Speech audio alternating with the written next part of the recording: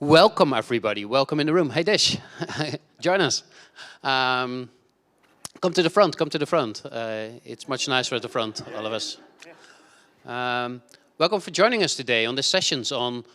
I think the title actually says something like a snapshot of the new frontier of impact investing, and we only have 50 minutes for that, for a snapshot on the new frontier. So I was really a bit frightened almost by hosting this session because the thematic is so big. But I'm lucky to say that we have a very good panel today with us that will take you with them to these frontiers of impact investments.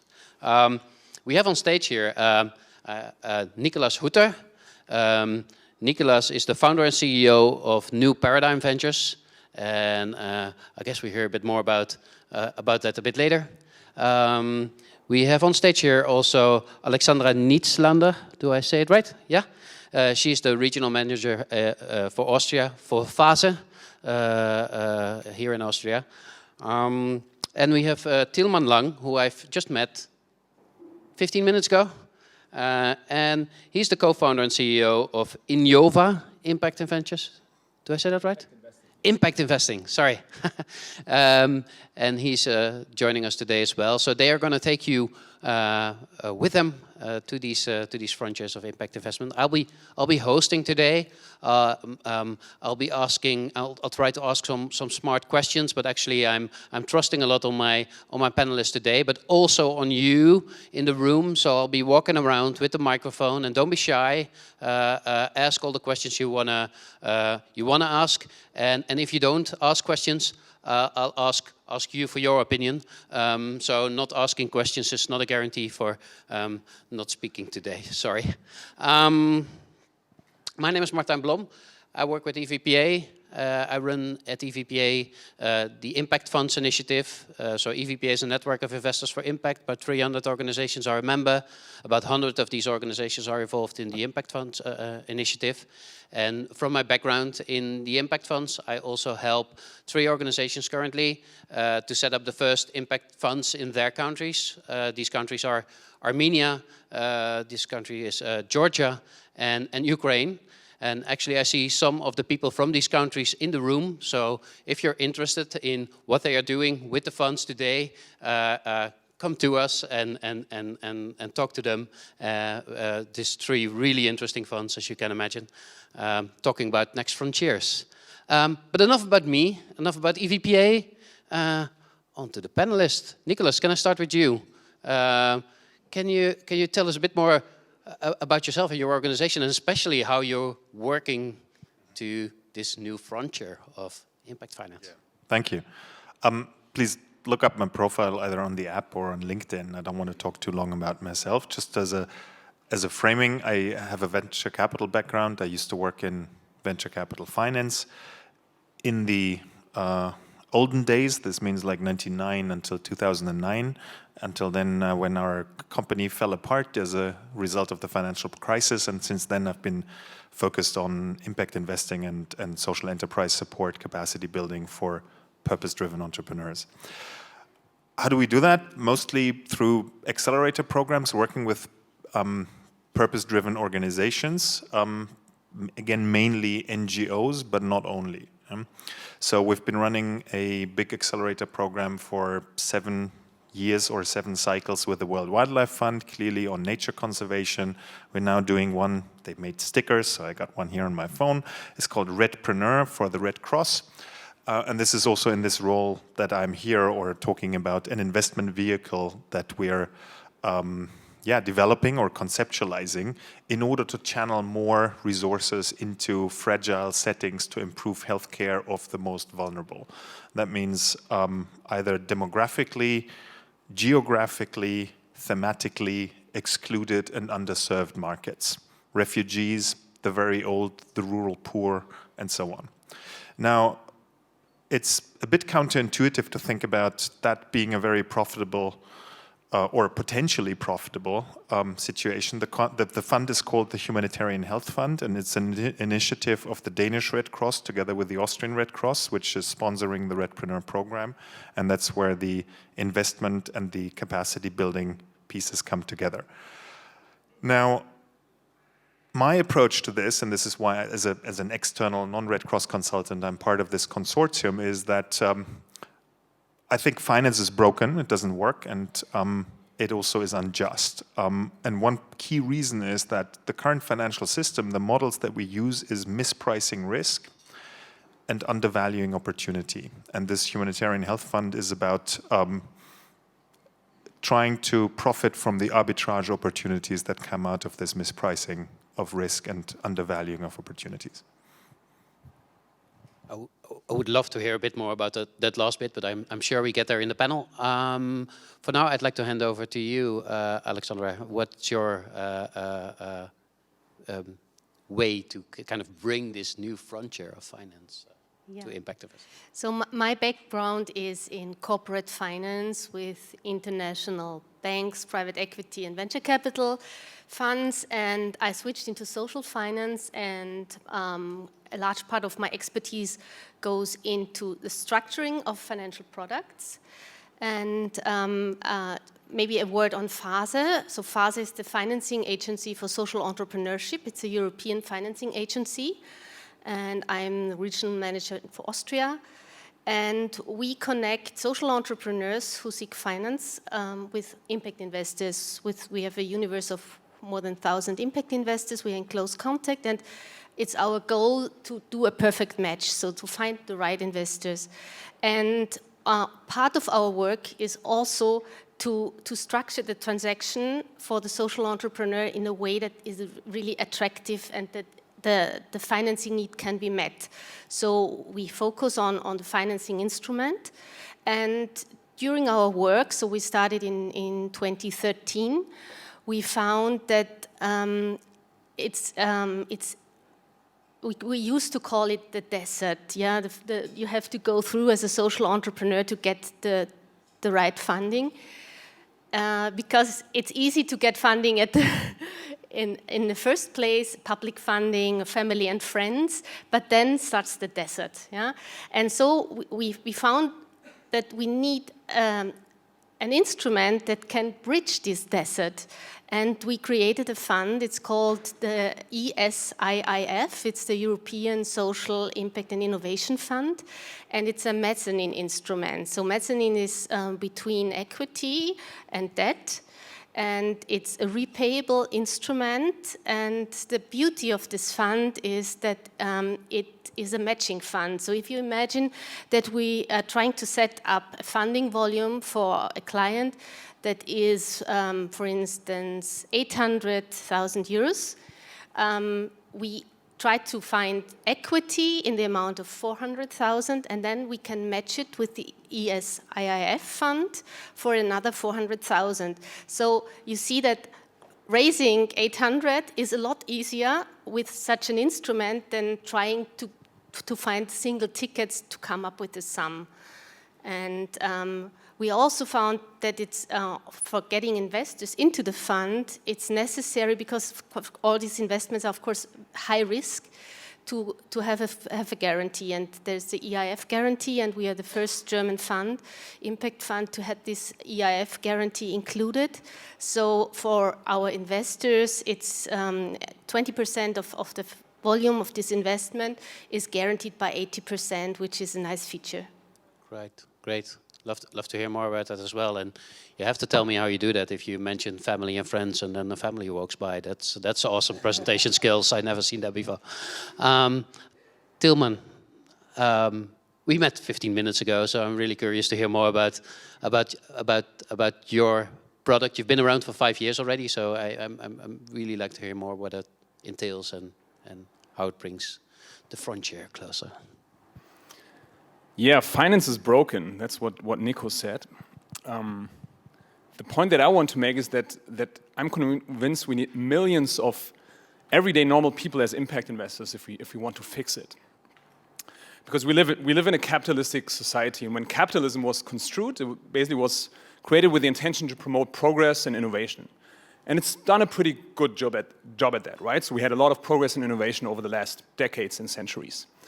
But in capitalism, companies are actually structured in a way where the owners have the ultimate say about everything that is going on in an organization. What it produces, how it interacts with the communities, with its suppliers, with its employees, with its customers. What is the role that a company wants to play in the world, for the good or for the bad? The owners have the ultimate say in that. But the capitalism that we live in today, the financial system that we live in today, in this world, the owners have left the room. The owners of these organizations no longer are in the room, and the question, what is the place of this company in the world? What is the impact of this company in the world? When that question is being discussed and answered. And the reason for that is that a financial system has gotten in between the owners and the companies. Because the owners, as it turns out, to a large part are you and me and all the people out there, through the money in our pension systems, through the money in our insurance systems, the life insurances, of course the money in our investment portfolios, the money in the financial system, which is ultimately to a large part owned by the normal people out there, not only by the rich people. Because all the money that is managed by institutional investors is ultimately owned by the normal people. But when the question is asked, how do the biggest corporations of our time interact with the world? How do they impact the world? You and me don't have a say in that. And that is grotesque because most of the people out there are already on board with problems like the climate crisis and what it takes to fight that. But nevertheless, the people that take decisions for what these companies do act in a different way. And that is because financial pros, think asset managers or financial advisors, and company management agree on short-term goals, short-term incentives, in contrast to what the owners actually have, which is a long-term perspective on the world. That then in turn leads to miscalculated risk, miscalculated opportunities. That's not because they got the math wrong. That's because they were able to construe the math in a way that benefits them, but not the owners, not the society at large. That's a good example of how finance is broken.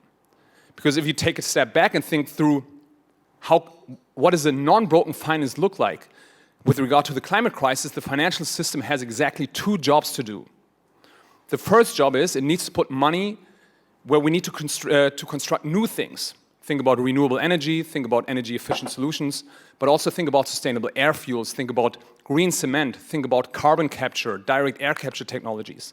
It's quite clear that we need a whole lot of new stuff, new technologies, new business models, new ways of living if we want to uphold our living standards and the way we like things. We need a lot of new stuff, and finance has the potential to help with that by putting the money in the research, the development, and the deployment of these technologies. That's the first job of finance. It's not doing that right now. It's doing the opposite. It's putting a lot of money in fossils, for example. The second thing that finance needs to do is it needs to help upgrade the existing stuff, help upgrade the existing corporations to a climate-compliant model, and that can happen through active ownership. Because you and I and all of us, we are co-owners of the companies. It's just that our votes, the votes of the shareholders, are not counted. They're not there. The owners have left the room. And those two levers are what we, with the company where I work, Inyova, are working on. We're offering a solution where everyday normal people that don't have a lot of money, that have much better things to do than think about their investments, can become impact investors by putting money where it's needed to create new stuff, but also by having their money invested in stocks and having their votes executed for them in line with their values, because that's what Inyova ultimately stands for, invest in your values. And that's why I think we need millions of these people on board in order to fix finance and in order to fix problems like the climate crisis. Great. Thank you very much. Made me think about the moment that my wife realized she's a GP, and she realized, reading an article at a certain moment, that the pension funds of GPs in the Netherlands was actually investing in smoking. And she was like, why the hell am I keeping people from smoking if the pension that I will get is investing in smoking? So this is the kind of... Exactly. Great. I still want to... At least she knows. It's already difficult to understand what it is, let alone to influence it. So finance is broken. I still have the idea that your answer to it or your perception of it is a bit different than your perception of it. Can you elaborate a bit, maybe? Yeah. So as a venture capitalist, you're getting paid to look for the next big thing and to look for true value opportunities, or at least that used to be the case like until 10 years ago or so. And one anecdote, when Google was founded, it took them 6 years to find a business model. They burned through $500 million, which at the time was very, very, very much. Yeah, it was like a quarter of all venture capital investment in Europe, in all countries, including Israel. Yeah, so $500 million was a lot of money. Why did these people come up with this extraordinary amount of money without even having any idea how Google could make money? Because they had 1.8 billion users a day. This was an absolute groundbreaker, a website that attracted daily users more than 1 billion people. And that represents value. They have to represent some kind of value. And I think to some degree, the finance system has lost it. The correlation between true value and financial profit is lost. Because money is a tool. It's like a blade. You can use a blade as a sword to kill somebody, to use it for something profane like chopping onions, or for something constructive like a scalpel and operate on somebody and save their life from cancer, for instance. And it's the same thing. Money is a tool, but it's become an end in itself. The pursuit of growth and profit has become an end in itself rather than a derivative and a result of actually creating value. Because if you think about it, profit is that part of value that a company creates which can A, be expressed in monetary terms, and B, is captured by the company. And investor return is the second derivative from that company profit, which is left over for the investors, irrespective of the financing structure. And we've lost that understanding, right? So what we're doing and what we're trying to look for is to look for really true value creation opportunities and the most marginalized. And this is solving problems. And where are the most pressing or the most unbearable problems that you have? It's where exclusion, destruction, exploitation happens. And if you solve those problems, then you're creating real value. And then the idea is that the only thing, quote unquote, you then have to do is to wrap a profitable business model around that. Exactly. But that's engineering. And that's what we're trying to do with these funds. Can you, like, maybe it's difficult to tell shortly, so I'm going to ask you a very difficult question probably. Mm-hmm. Can you deep dive into the engineering without deep diving into it for minutes and minutes and minutes? No. What is the innovation? Give me 2 minutes. Yeah. So we do 2 things in this fund. Inside out, taking Red Cross projects that are generating revenue, making them better. Like first aid training for corporations, they pay for it. You know, if you become a Red Cross volunteer, you get the training for free. But if corporations want to have the first aid officer, they pay for it. Medical transport, the health system pays for it, etc. So there's revenue against this, and we invest into businesses like that. And small tickets, sometimes they need 100,000 or so, and you're not going to get rich by that. So that's inside out, core Red Cross stuff that generates revenue, making that more efficient, learning from one country to the next.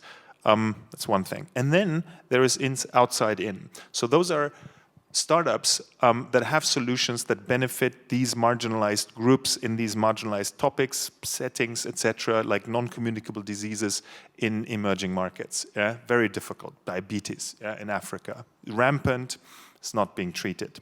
Now, there's many companies that have solutions for that. I'll give you one example. We looked at one company. We stopped pipeline filling, testing, and finding new companies to potentially invest in at 250 in the feasibility study. One was a company that has an app that can enable anybody with a portable ultrasound device to actually do what a radiologist does, because it guides you, and everybody who has had an ultrasound, it's difficult, so it makes you helps you to do that, and then an AI, an artificial intelligence, analyzes this.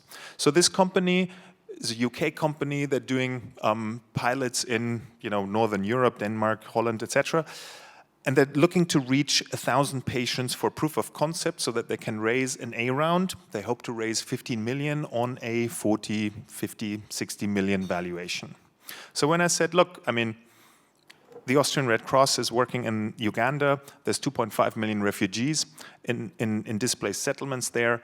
I'm pretty sure none of them have access to ultrasounds. Your device and your technology could help there. Just doing the math, just taking 3 settlements, it's like 250,000 people there. I think we can get your numbers from 1,000 patients, which you're painstakingly trying to get to because you're just marginally adding to the infrastructure because every GP has an ultrasound device here. There, nobody has, right? So we could get you to 10,000 patients, probably within 6 months or so. What does that mean? And the guy says, wow, this would mean we could skip our A round. We could go straight to the B financing round. We could probably raise 40 million on a 200 million valuation, or even be an acquisition target for the big medical device manufacturers like GE and Philips, because once you're in the 5-digit patients and you publish a scientific paper on that, this technology cannot be unvalidated, right? So that's the value that we could bring, probably in less than a year, 4 or 5 times equity valuation. Super nice. Very nice, actually. But for the entrepreneur, No. when did the investor? No, for the fund. So the Humanitarian Health Fund from the Red Cross would finance this. Yeah. This is like 150,000 only, yeah, for this pilot to actually help them land in those settlements. They have no idea how to get into BD on the South Sudanese border, yeah. Okay. But the Get Red it. Cross is Yeah. there, right? Yeah. So that's the point, properly pricing risk, yeah, de-risking through this, and this is the thing, like an NGO, like what's the biggest workforce on the planet? Walmart, 1 million people? The Chinese army, 3 million? No, it's the Red Cross, 10 million volunteers, 192 countries, serving 150 million patients a day. Yeah? So we're looking for ways to leverage that for excess profit deliberately, which is then used to cross-subsidize things that barely pay for themselves. Thanks. I love your thinking. You work in a different way, Alexandra. You try to maybe it's the wrong word, but you try to incentivize investors to come into the fund with a guarantee. Can you tell us a bit more how that works, or why it's taking impact investing to a next level for you? Yeah. So the guarantee is just. I would say this fund we offer would be a real good impact investing starter fund because of the guarantee. And unfortunately, the fund still has a minimum size of 200K to get in, and it's closed right now. So what I would love, like you are able, to have an instrument that can also include smaller ones. And there also this guarantee would be needed, yeah, because if you are an early investor and this is high risk, a guarantee is just a necessary instrument, and this is, I think, the role of the public to give this guarantee and to make it easier. Yeah. Great. Thank you. Disagree. Disagree. Tillman is next. Tillman. No, go for it. You agree. The panel is for disagreeing, so. So, controversial statement. I think giving capital guarantees to investors is subsidizing investor returns, and an investor is somebody who has too much money by definition, because otherwise they wouldn't invest it. And usually the capital guarantees come from philanthropic money, meaning capital that does not seek a financial return, either from public sources or worse, from philanthropic sources. And that means we're taking this capital away from activities that can only be subsidized and that should not be profitable, like, caring for the most vulnerable, etc. And therefore, I find it very questionable to provide investor guarantees from philanthropic sources. Also not when it's market building. Give me one moral argument why the public or philanthropic funds, which are a fraction, yeah? We're talking 400 billion versus 700 trillion in financial assets, can justifiably be used to subsidize investor returns, because the only thing that investors then lose is their money, right? And we're taking, that is a zero-sum game. That philanthropic money that is used for investor capital guarantees is not available for other users. And you're hurting the most vulnerable there. I'm merely the host. I'm not going to react to this. Do you want? I mean, it was your question. I'm happy to react. Alexandra, Otherwise, the room to defend. You have a very good point. But as we see, I think impact investing is still, I think, in an infant status. And in such a status, you need extraordinary measures, which might not be sufficient in the long run or be logical in the long run. But at this stage, I think it's important to get more investors on the stage as the same level as getting more social enterprises investment ready. But I would like to make yes, maybe exactly. even from a very pragmatic perspective. Your argument is intellectually right. I don't doubt that, or I don't even question that. But I think with that same argument, you can argue against, let's say, renewables for new renewable energy technology, right? The reason why we need subsidies for renewable energy technology is because the system is construed in a way where we are already implicitly or explicitly subsidizing the fossils. It's not different. No, sorry. Let me make my point. Because the reason why we need these subsidies, you're arguing with risk and return. We wouldn't need those subsidies if the cases you're talking about or the cases that you are financing, the value that is unlocked there, and that, assuming that that value is there, was properly priced in terms of risk and return. But it's not because there's some sort of market failure going on. Ultimately, most problems in the climate crisis you can ultimately pinpoint to market failure, right? We're not internalizing a lot of the costs that we are creating. The ways of living that we have are creating a trace of destruction that we are not paying for, but the cost is there, it will be paid by our children and the next generation, and already millions of people that live today. But that cost is being paid, it's just not priced in. That's market failure. And that's why these risks and returns are not properly priced, and that's why we need to subsidize it. I agree with you, if we had the system figured out, then your argument was correct. But we don't have the system figured out. That's why we need mechanisms like this in order to push things in the right direction.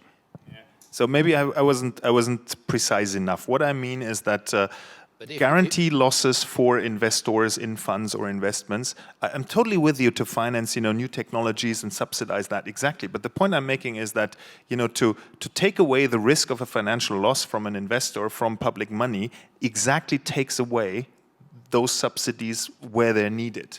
And I don't see any reason why somebody or some organization that has too much money by definition should get a helmet and kneecaps and everything, because that, protection is not available elsewhere.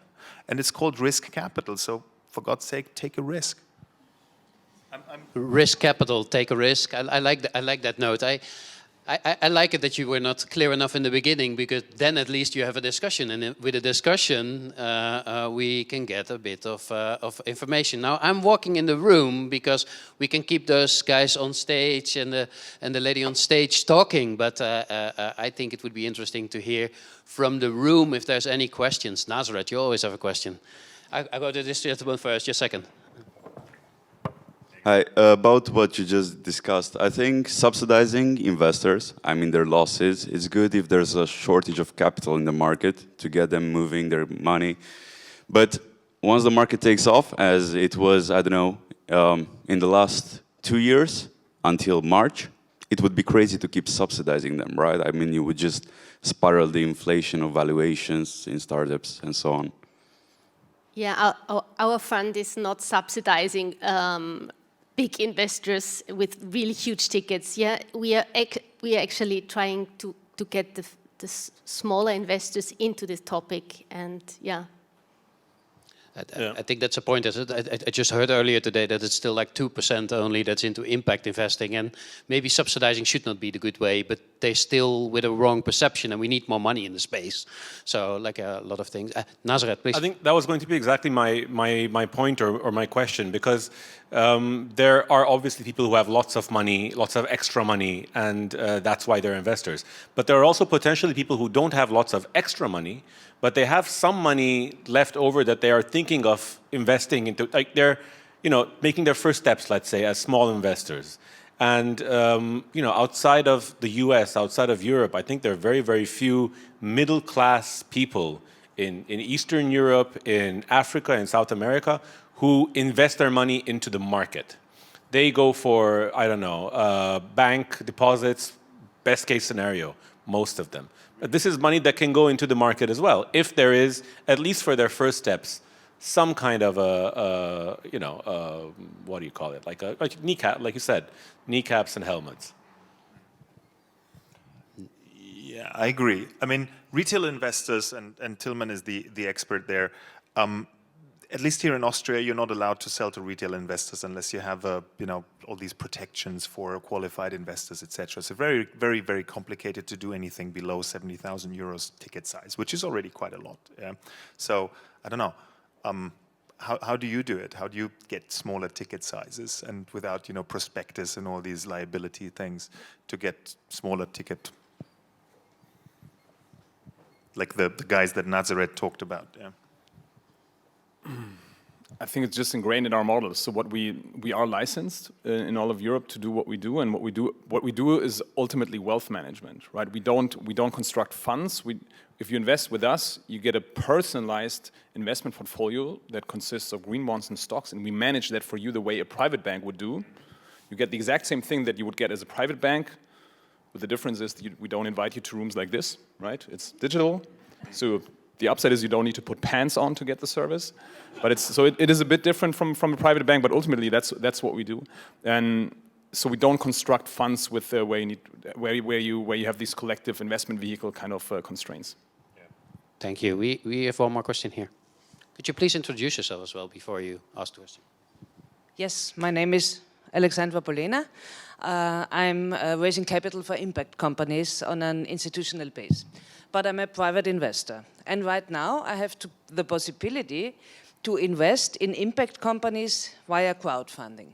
Yeah, that's possible for me. It's a small ticket size and I have the full risk to lose all my money, and I had one failure in my portfolio. Yeah, and I would feel quite more secure if I would have the possibility to invest in a fund. Yeah? I don't even need a guarantee, but a fund would be a good vehicle for a private investor.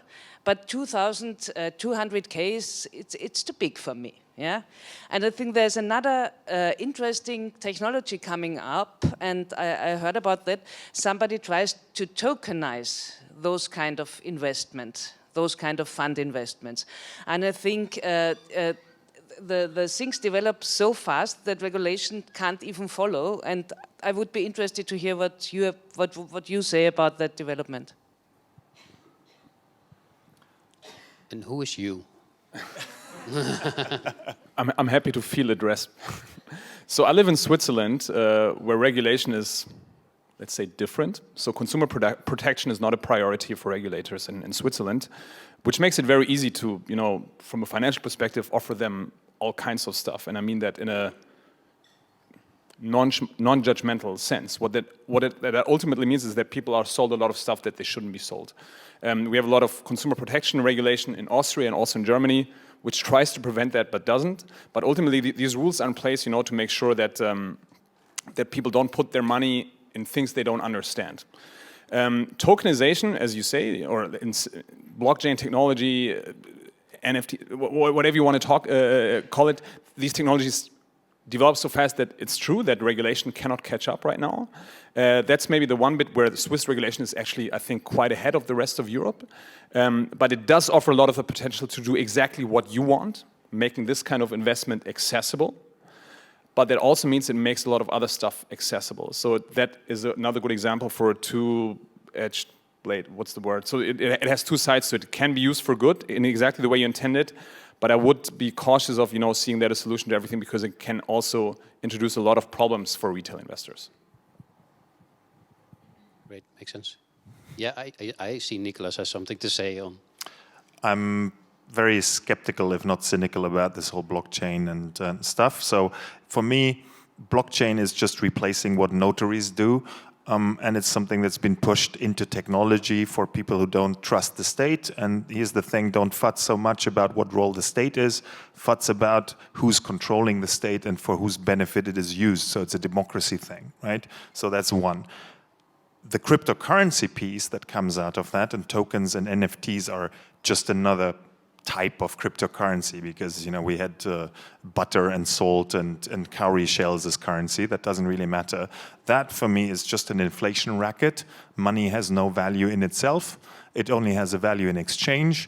And the whole point about making money in cryptocurrency is just a price inflation racket. And I think it's not just useless and invaluable. If you look just at the CO2 balance of that, I think it's absolutely ridiculous and despicable. Dash, I see someone here that wants to. I have an eye on you. I'll get back to you. But there's someone that wants to react badly on this crypto thing. I can see it. Yeah, you can see in my eyes. I'm a crypto fan. Well, not exactly that. My name is Miguel Prados. I'm developing a technology for the most poorest neighborhood in the entire Europe, which is Los Pajaritos in Sevilla. And we're using a cryptocurrency to channel donations instead of going to big supermarket chains to go to local markets. So it's a technology and it can be used for good and it can be used for bad. So we use cryptocurrency in two different ways. One is to do pre-purchase in local stores. So you do a pre-purchase and then you distribute what is a so-called stable coin in between the families that needed help. That's one thing that we do. And the other thing that we do is the solar energy produced in the neighborhood is sold to these very small shops. And they, instead of paying with euros, they pay with that criminal cryptocurrency.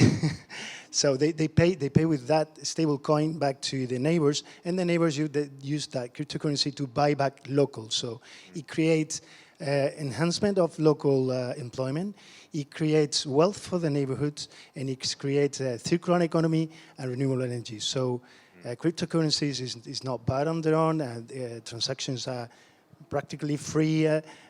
I would say free, and it's secure, it's transparent, so it's just a way to do things. It's a technology, and it can be used for good or for bad. Just for clarifying that. I agree, but I just don't understand why that couldn't be just done with euros. That Those have a profit, so those, if you use euros, they will go to buy somewhere else. If you use those tokens, they only can be used in those local stores. So you use a token to promote local commerce, and you can do that with euro. good. That's good. Okay. We can continue the conversation, of course, over the drinks, and this is really a topic to dive into. It's one of the first impact investment conferences I've been that actually this tokenization has actually also started discussing. Or maybe it's just the panels I chose that I didn't end up. Is it a thing at all at FASE? Did you talk about NFTs? We have not blockchain? come across a social enterprise in that, but we have had a panel discussion on our Phase talks on blockchain. It was, it was directed to our community, and we had a lot of investors who were interested in the topic, but unfortunately from the social entrepreneur side there was no case yet. But there is a case already. So in Germany there's a new venture fund called the World Fund that invests in climate technologies, and that you can invest in if you're interested through a company called Econos from Munich. So that's a startup that actually they specialize in project financing, but making that investable for retail investors. So these kind of solutions are emerging, and the World Fund has a very different kind of, let's say, logic and a theory of change to it than Phase. So I think for Phase it would still be interesting, but these kind of solutions start to exist.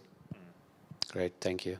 Now I'm going to go to Dash, but Dash I need to introduce quickly. I know this guy for 15 years already. We haven't seen each other for 3-4 years in the Netherlands, and then we meet in Vienna. Dash was telling me earlier when we met, and he said this morning in the big room there was this question asked on what do you need for innovation, and your call out was actually idiots. To make innovation happen, you need idiots. So before you ask your question or say a word, it's without being offensive, but in a positive way, who is the biggest idiot on stage according to you? I forgot his name. Sorry about that. The guy on the left. Yeah, for me, yeah. Nicholas. Oh, yeah. Thank you. I take that as a compliment. Yeah, that actually is. That actually is. So this my question is. Sorry, I'm Dish. I'm a small investor myself, and an entrepreneur, serial entrepreneur. Some people would call it like that. But the thing is about the idiots, and that's my question. There is no shortage on food. There's a lack of access to food. We throw away 1/3. There's no problem with water. So all the problems we're talking about are no problems. The solutions are there, either with startups, universities, or companies, or people. The thing, what happens is our behavior. It's our habits, it's our culture, it is our system, sometimes old laws. For instance, calling diabetes in wealthy countries. We are not allowed to call tomatoes healthy in the Netherlands by law. It's an old law. You're not allowed to call fresh, healthy food actually healthy. While Coca-Cola with Coca-Cola Light is allowed to be called healthy because they can prove there is no sugar in Coca-Cola Light. So they're old laws, old habits, old systems, old way of thinking, old habits based on old knowledge, and old societies keep the powers in place as it is now. So how can you use an old system thinking that it will change the future? So that's why I'm more on Nicholas' side is sometimes you have to skip old systems, say it's time for something new. So how do you look at the future of investment and impact investment in a whole new context? And I'm wondering, when is that going to happen? But I think that's a very valid point. The thing is, I mean, I think it's very naive to think that we'll just replace the existing system with a better system. First of all, we'll not get rid of the existing system so easily, and also it's not like we know what the future system will look like. It will take a lot of trial and error to get that. So we'll always need to do what you're asking for is, let's improve, let's use the existing system and upgrade it and update it. And I think that's one of the most overlooked parts of impact investing, which is active ownership, which is using the influence mechanisms that we have right now, is where, for example, in the biggest corporations of our time, and it doesn't matter whether you're talking about Amazon or BMW or the Erste Gruppe in Austria, they are stock companies where all of us are co-owners and where these kind of influence can take place. It's just that the system that we have right now keeps us from having access to exercising these votes. And the company that is working on that is the company where I work, Inyova, and you can do that here. So that, by the way, is another solution for somebody like you who with less than 200,000, maybe just 200 euros, wants to start becoming an investor, an impact investor with a measurable positive impact on the world. Because that is exactly the mechanism that we can use to upgrade the existing system, in addition to coming up with the new stuff that we need. Great, thank you. I was gently notified that we are coming to the end of the session, but not before I offer you some famous last words to give to the audience as the wise panel. Let me start with Alexandra in the middle. Yeah, I think the last question was heading to system change, and yeah, it would be great to have this more at the level between corporates, public and the private investors, and get more focus on that. Great, thank you very much. Yeah, I'm absolutely with you, and thanks for this idiot compliment. I mean that. What you said is it's not about scarcity. We live in an age of abundance, and in particular, if you look at the financial markets, it's not that the money is not there, right? The ratio of real economy to financial economy has gone from 6 times GDP in the early 90s to over 10 times, and with the quantitative easing and money printing that we will continue to see now, we're going to go towards 12, 15 times. Yeah, so it's a financialization and literally inflation, blowing up of the financial bubble. So it's not that the money is not there, it's just not available. And there, it's in reframing. I'm also with you, yeah? We're not going to do everything different, but we're going to look at it in a different way. Solving real problems, the problems that are morally unbearable or threatening civilization, those are the problems worth solving, and we need all hands on decks. NGOs, governments, business, because otherwise we're fucked. Sorry for that, but that's a technical term in this context. And it's not like in 1 generation or so. No, in 5 years, yeah? Or 3 years, or next year. And that's the point, right? We need to really look at the world in a different way, solve meaningful problems, and then the profit will follow. Thank you very much. Couldn't agree more. Tilman. I had prepared final words, now I was listening so intensely that I forgot. I think that's a good thing. Maybe my final words is, I mean, money matters, finance matters, and I think if you take away one thing, it's not only the money of the rich and of the institutional and of what the European Union does and what they do, it's your money too. It's all of our money. So take that to the heart, that you have a role to play in that. Make sure you live up to these behavioral changes, to taking these messages in and acting on them. Ask your bank questions, smart up, look for these new solutions, use them, pioneer them, talk to your friends about it. Money matters, finance matters, investing really, really matters. the progress is where the money is, and the system will not upgrade if the financial system that is already getting to be 15 times bigger doesn't exert its power. And you have a say in that. So take that to the heart. Thank you very much, Tilman.